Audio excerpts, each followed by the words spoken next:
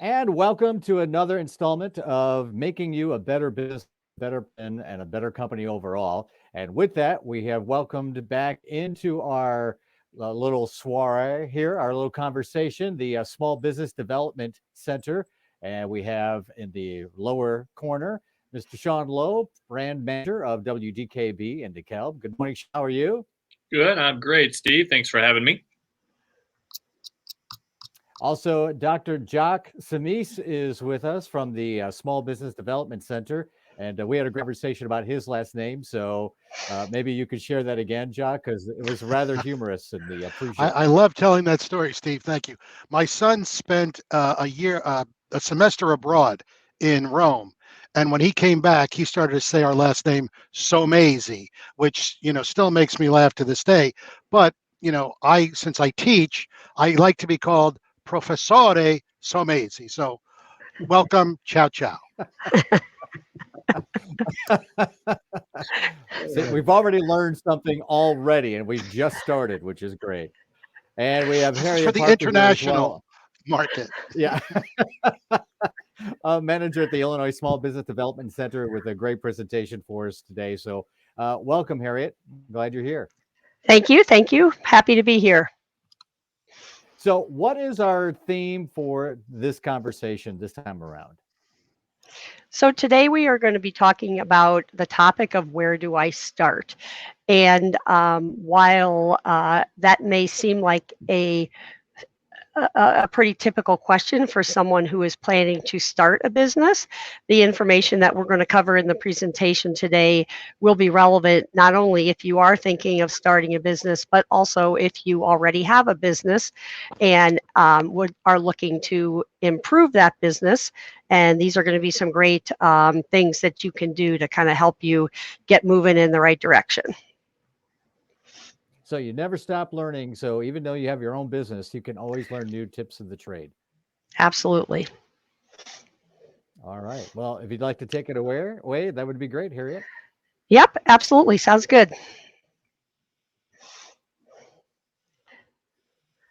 Okay, great. So as I said, we're going to be talking today about where do I start and how to prepare and plan for both starting or growing your small business, both of those things.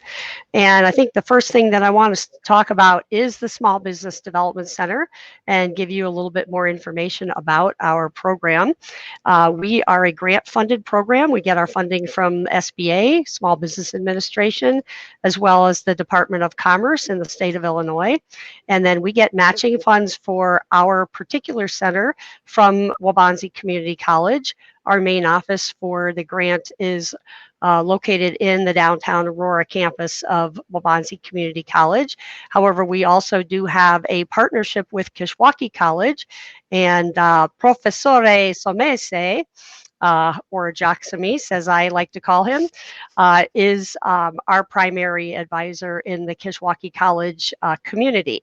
So if you're in that area, Jock is the one you will most likely be working with. And so what is the SBDC? We are a no-cost, unlimited, one-on-one business assistance provider, or business coach, as I like to say.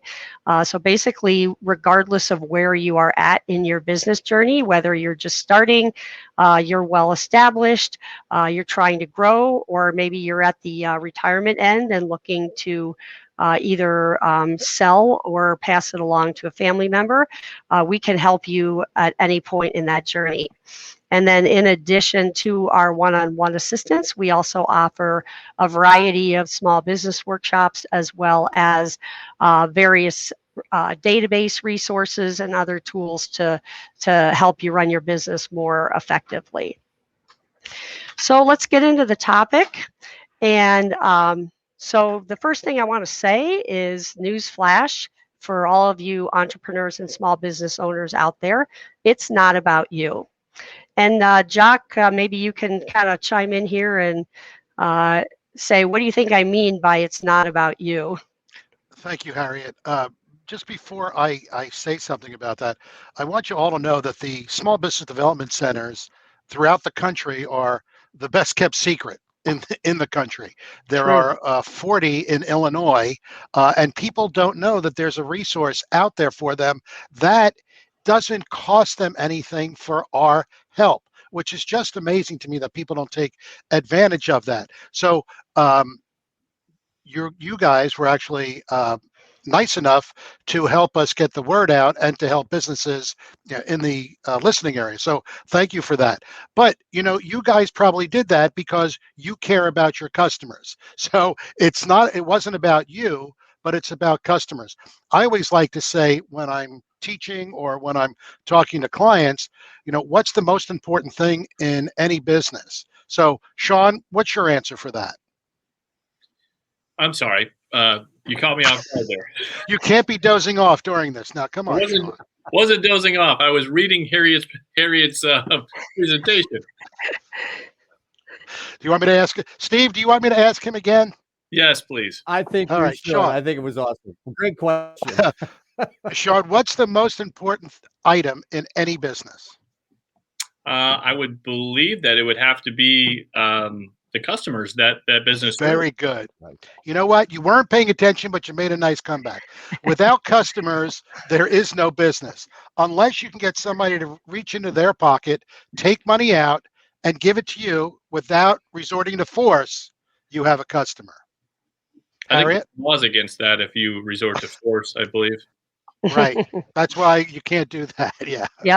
Yep, absolutely. And I think we all just have to remember, as entrepreneurs and small business owners get very passionate about their product or their service, and we have to remember that all these people, as you see in the slide, they're walking around, they're doing everything they need to do every day just fine without you. So that doesn't mean that they might not be better off with you, but you have to figure out how to get their attention. So how do we do that? So the first step we're going to cover 3 steps in our how to get started. And the first step in that process is to define your ideal customer. So many times entrepreneurs will say, well, my service or my product could be a good fit for anyone. And while that may be true, that's not how we want to approach going into the market. So I'm going to use one of my client examples here. The company is called Bangarang Foods. Their website is listed here. If you want to check them out, you can check them out on their website. And I'm going to be showing you some pictures from their site. But basically, we're going to talk about both demographics and psychographics and how they give you the example to show you what I mean by this. So the demographics are it could be age, it could be gender, it could be income level, any of those things. Psychographics really gets more into customer behaviors, like what do people like and dislike? What do they like to do? And in this example, this ideal customer for this company is moms with kids in sports, and at a kind of more upper end income level for their family income. And then from the psychographic standpoint, it's the mom is health conscious, on the go, busy, and the kids like to have fun. They want something that's delicious, so they don't care about the healthy part. They don't care about the fact that it's good for you. They just want it to taste good. And they're out doing sports all day long and going from tournaments and other things, and so they need that energy boost to keep them going. There's also a little link on the bottom of this slide, so if you're kind of not really sure about like what exactly are some good examples of demographics and psychographics, check out this site. It's got some really great information about how to break that down and apply that to your business. So Jock, anything in the work that you do with businesses, and kind of the whole thing of identifying your ideal customer, what do you see with your clients? Well, I like to tell stories, and I think the best story is I have a friend who likes to go fly fishing. Now, I am not a fisherman. I don't like to fish. I do like to catch, but I don't like to spend the time, just standing there. But he's a fly fisherman and he casts, and as soon as he catches something, he brings the fish in and he opens it up. And I asked him, why he does that. And he does that because he likes to see what fly he has attracted, and he wants to see what flies that fish is eaten. So if you think about your customers as a fish, you need to cut them open and see what kind of flies that they're actually eating. So your ideal customer is, you want to make sure that you can get that same type of person that fits those same kind of demographic, psychographics, age group, location, all those things. So, it's really important to key on that, because as we said before, the customer is the most important thing in any business. Great. Absolutely fantastic. And, also just the fact that you may have other customers besides the definition of your ideal customer, but the ideal customer is really kind of where you want to focus your marketing message. And, because that's who you want to primarily attract. So let's talk about the second step, and that is obviously your competition. Jock, I don't know about you, but one of the very common questions or responses I get when I ask clients who their competition is that they don't have any, that they're unique. I don't know, do you see that a lot? Oh, actually, that's number one. And number two is, I don't need to do any kind of advertisement because all my stuff is word of mouth. So those are 1 and 2 on my hit parade. Got it.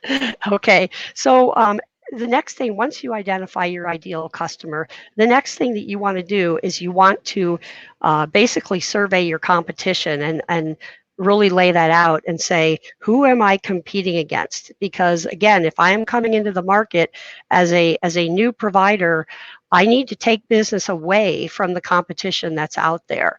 So this is just an example of how you might do that. You want to look at buying criteria. So when you look at your ideal customer, what are the criteria that they're using to make a decision to choose a product or service? So in this particular example, it could be price, it could be convenience. For this example, this client example, the fact that it's healthy, customizable, and fun.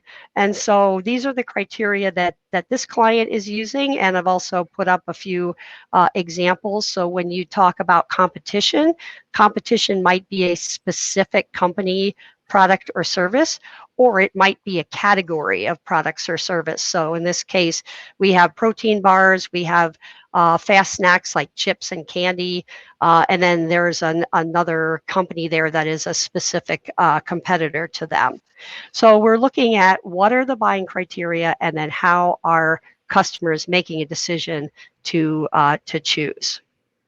So to give you an example of how those first two steps, the ideal customer as well as the competition, then is reflected in your marketing. So this is just a screenshot of some of the information that is on Bangarang's website. So you can see the aspects of the fun, the message about the fact that there's 22 grams of protein in each one of these cups. All you need to mix it to serve it is 2 ounces of water. So you don't need a microwave, you don't need a refrigerator, you don't need anything other than the cup and the water bottle. So they have that picture on their website. They've got the picture of kids having fun with the product. And so all of these things are really kind of tied into the definition and who they're serving in their target market. And Jock, I don't know, if you look at some of the clients that you've worked with, and sometimes you go to a company's website and it's kind of hard to really determine who they are and who they're serving. Would you agree? I absolutely agree with that, Harriet. And it's amazing to me how, if you were going to put up a billboard, or if you were going to put a sign up on your building or on the retail space, you try to identify it as clearly as you can. And a lot of websites don't do that. People understand pictures better than words, but we have a lot of words usually on a website. So, one of the things that we can do is, help go through that process with you, just to see if your website is actually attracting customers. There's analytics on the back of it, so it's not just all shooting from the hip. I mean, most of the people that have put up websites use it because they like the colors, not that those colors are necessarily going to be attractive to people. So there's just a whole lot of different things that you need to look at. Now, I don't mean to be discouraging business, but you do need to take the proper steps, and that's why we offer these kinds of workshops. Great, thanks, Jock. Okay, so now we're going to get to the third step, and that is to take the information that you've prepared about your competition and about your target customer, and prepare something called a SWOT analysis. So SWOT stands for strengths, weaknesses, opportunities, and threats. I have a little different example here. This is a bookstore. There's lots of SWOT templates on the internet. We have some templates at the SBDC. We can help you with preparing these analysis.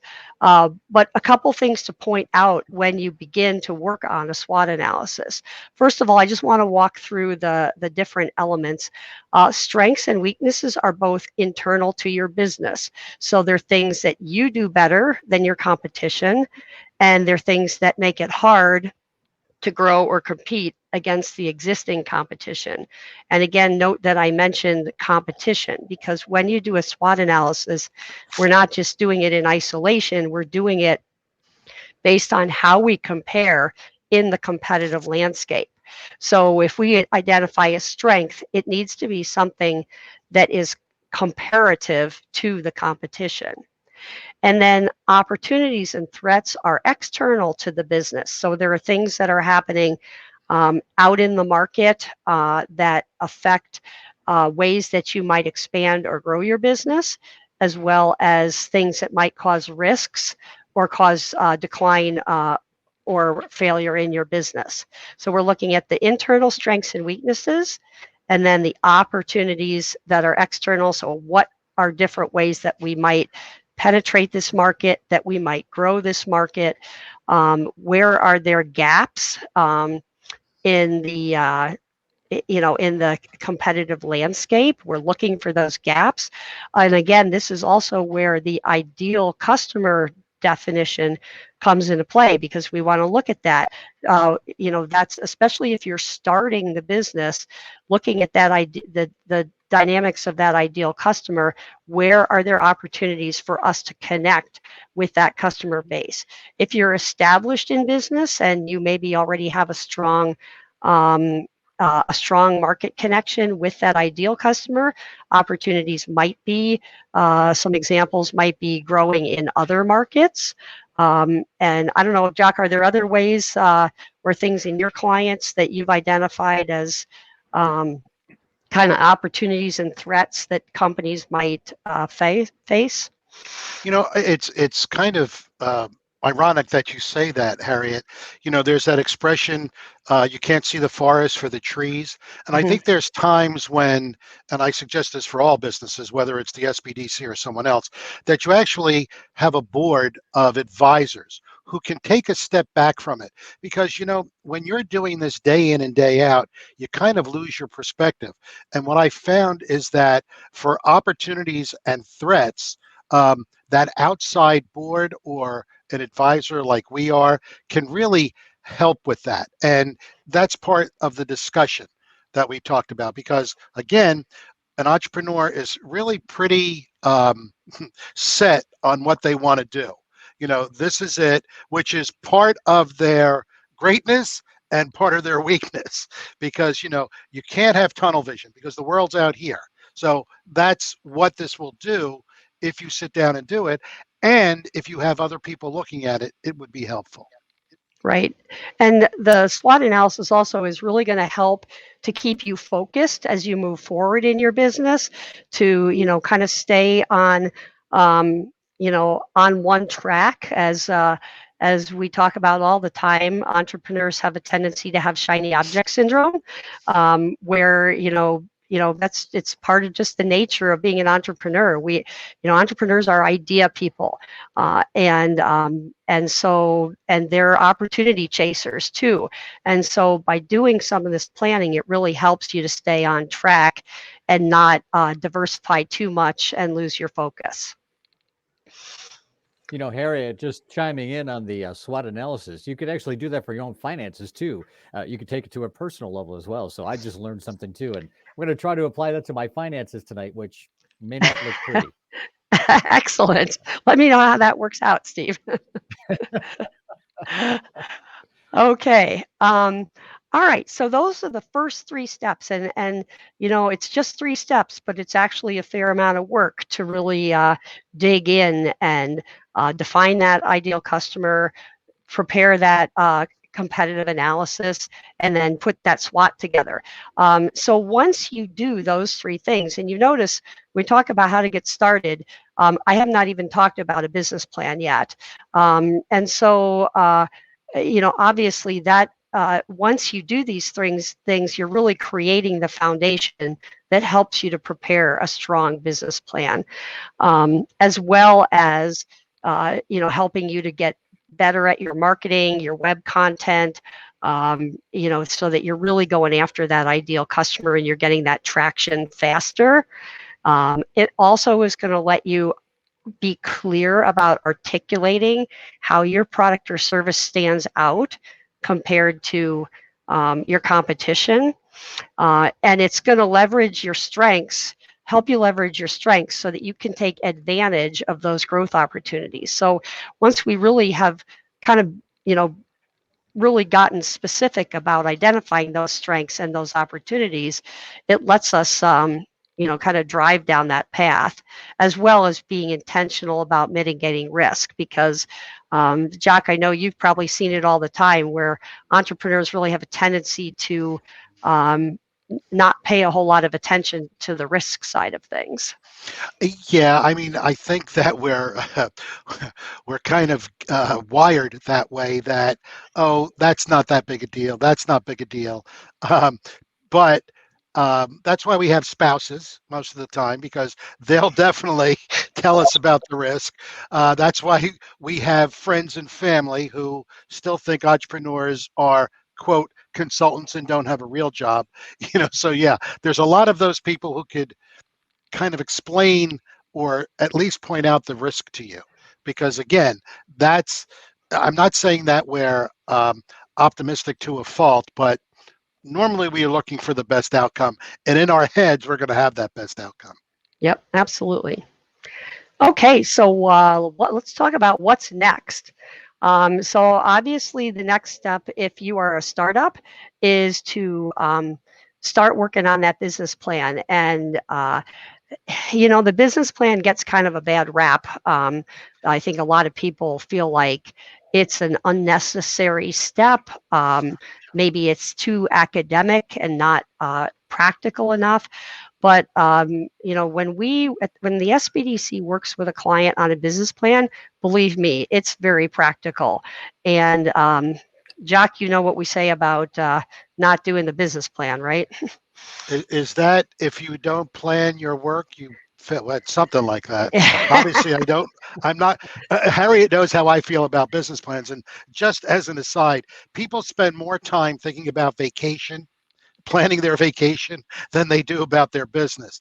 And when I teach business plans, I actually tell people it's very much like a vacation. So we have the buy-in at that point. So it's where you're going to go, what are you going to do to get there, how much money are you going to spend, what kind of outcome are you looking for. I mean, it's all those same basic questions that kind of put a business plan into perspective. It is a necessary evil, as I like to call it. Banks will say, yes, give us your business plan, and then stick it in a drawer. And the worst part I think about a business plan is once you've finished, you're not finished, because you have to change things all over again. Sorry, Harriet. Sure.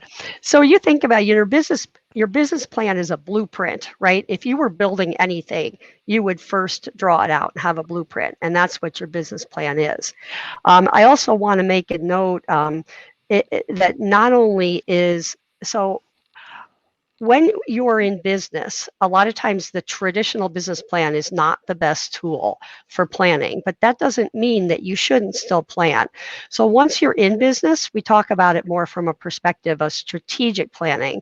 And it's a little bit different methodology, a little bit different, templates for doing it. And again, we want to have the right tool for the right time in your business. So if you're starting up, business plan, absolutely. If you're already established in business, then a lot of times we're looking more at doing a strategic plan. Okay, so the kind of last steps here. Part of that plan definitely is to prepare a detailed financial forecast. This is the one part of the planning process that most business owners and entrepreneurs really struggle with. We have some great templates to help out with that. So if you're trying to really kind of do some analysis on the numbers of the business, we can help you with that. You can use some of the information from this planning process to define what we call key performance indicators, or what are the things you want to track once you start marketing. Keep good financial records, and of course, if we haven't said it enough already, start by calling your small business development center. We are no cost to help you with this. So if you don't like what we're telling you, you don't have to take the advice, but we've got a lot of business experience with a lot of resources, and that's a lot to get for no cost. So I guess that about wraps it up. If anybody has any final comments, let you throw it in. Just to add on to what Harriet just said, if you don't care for me as your consultant or advisor, there's always Harriet. Now, why you wouldn't like me is beyond me, but in case you don't like that, Harriet is there.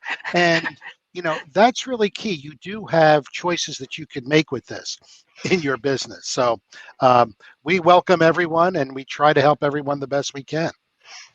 Yep.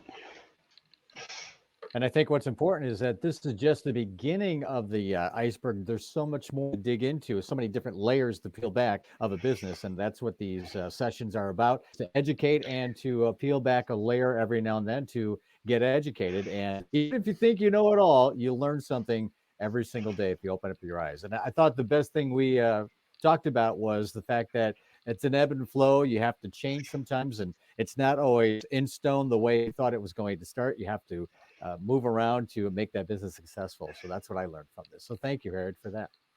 You're welcome. And Steve, you made a great comment about learning, because the most successful entrepreneurs never stop learning. Never. And one of the other real benefits of the SBDC at Waubonsee Community College in partnership with Kishwaukee is the fact that Harriet and I have owned and own our own businesses. I know I say I've made mistakes that I don't want my clients to make. Harriet has never made a mistake, except I think hiring me is her big one on the list. But other than that, we have real world experience. We've seen things that we don't want to really live again, and we certainly don't want our clients to do that. So you're getting some seasoned professionals here. And we also coach thousands of businesses and have the perspective of working with all of those businesses that we bring to the table for each new business that we take on. So Sean, would you like to add anything here as we wrap things up for today? No, I just think that Harriet's slides were very educational as far as somebody that's thinking about starting a business, or somebody that's already in business that is just kind of lost in this world that we're living in right now. I think maybe even if you're starting a business or you're just already in business, maybe going through and contacting the SBDC would really gain some benefit from that, because maybe if you're already in business and you need to go back through things, maybe you missed some things along the way. And some of those things that Harriet described in her presentation today, I think would be really beneficial for any business owner, whether you're just starting out or whether you've been doing it for a long time. And I do have a contact slide on the last page. I kind of forgot to pull that up, but let me bring that back into the conversation here for us. There yep. you go. So that's where you can reach us, phone call or email. And we are just happy to work with you. Well, excellent. Well, it's very nice once again to join you and look forward to our next session. As always, Jock and Harriet, a pleasure to be with you. Sean Lowe, brand manager for WDKB, thank you for joining us. I am Steve Summers from Midwest Family Media. Thank you for watching today. We appreciate it. Thank you, guys. Thank you.